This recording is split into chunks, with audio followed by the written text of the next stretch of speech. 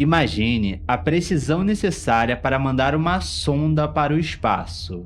Em 1977, a NASA projetou a trajetória da Voyager 2 com extrema antecedência, calculando a posição exata de cada planeta. Mas, no meio do caminho, um impulso gravitacional que não havia sido mapeado pelos engenheiros tirou a sonda da sua rota original. A missão de bilhões de dólares só não foi perdida porque os engenheiros foram capazes de recalcular a trajetória em tempo real. O mercado financeiro também tem os seus próprios impulsos gravitacionais. O Capitalo K10, um dos maiores e mais premiados fundos multimercados do Brasil, com cerca de 18 bilhões de reais sob gestão, sofreu em março de 2026 a pior queda de sua história. Mas o que causou essa queda?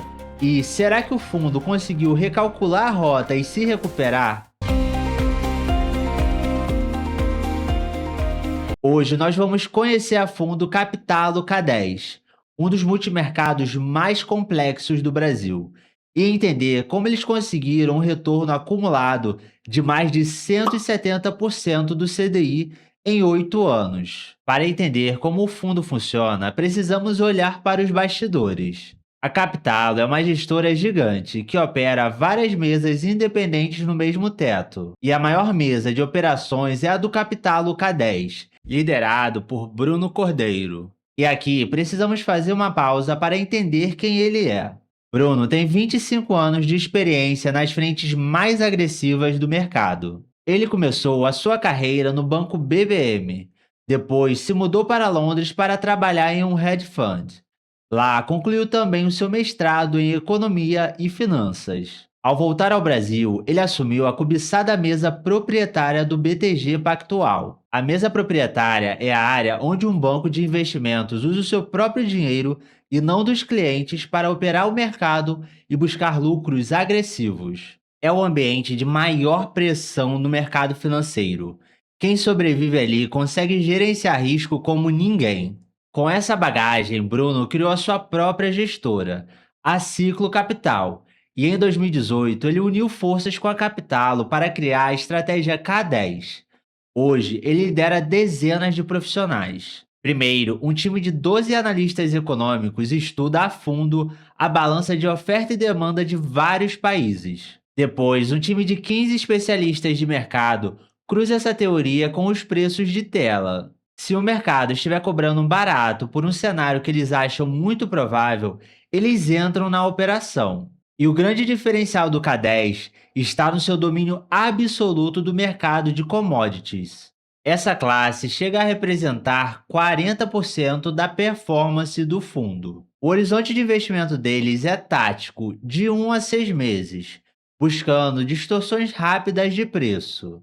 A estratégia do K10 é encontrar uma tendência clara, como a escassez de alguma commodity, e se posicionar assim que o mercado começar a ir na mesma direção. Foi aplicando essa estratégia que eles apostaram que o preço do barril do petróleo iria cair, já que os dados mostravam que sobrava petróleo no mundo, principalmente no mercado paralelo, e aplicaram em juros de países desenvolvidos, apostando que haveria um corte de juros nessas economias, já que o desemprego por lá estava subindo. Até aquele momento, tudo fazia sentido, até que o inesperado aconteceu. A guerra dos Estados Unidos e Israel contra o Irã trouxe um componente que pegou todo mundo de surpresa. A escalada militar chegou ao ponto de se bloquear o Estreito de Hormuz, canal por onde passa cerca de 20% do petróleo que é consumido no mundo inteiro.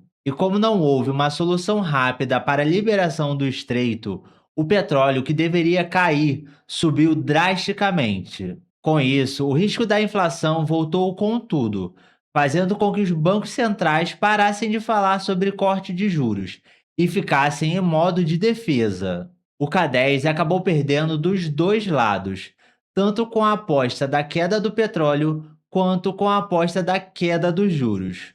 A tendência do mercado virou completamente. Ele zerou imediatamente a sua aposta contra o petróleo e percebeu que havia um gargalo no Oriente Médio relacionado aos combustíveis refinados. Então, eles viraram a mão e passaram a comprar contratos de diesel na Europa, protegendo a carteira e buscando lucros nesse novo cenário.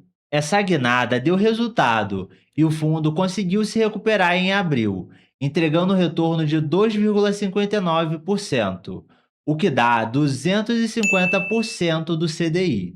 É por essa capacidade de adaptação e consistência que o capital K10 se sobressai. Se pegarmos o histórico do fundo desde o início, ele entregou um retorno de 173%.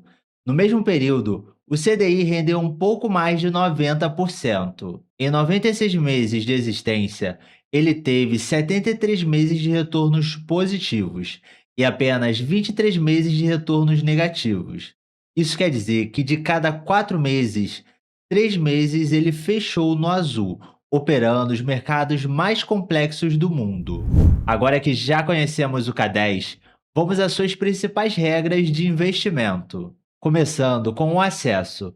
Com R$ 500 você já consegue investir no Capital K10 na maioria das plataformas de investimento. Ele cobra 2% de administração ao ano, mais 20% de performance sobre o que exceder o CDI. E atenção aqui, o prazo para receber o seu dinheiro de volta em caso de resgate é de 31 dias.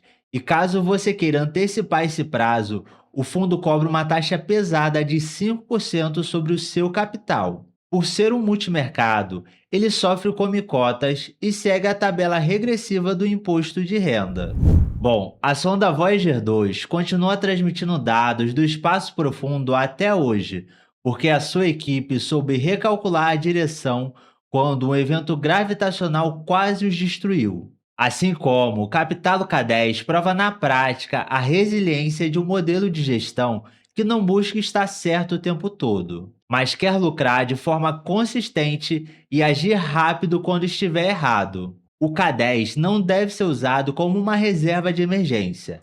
Ele deve atuar como uma diversificação global para a sua carteira, colocando alguns dos melhores profissionais do Brasil para operar o mundo inteiro por você.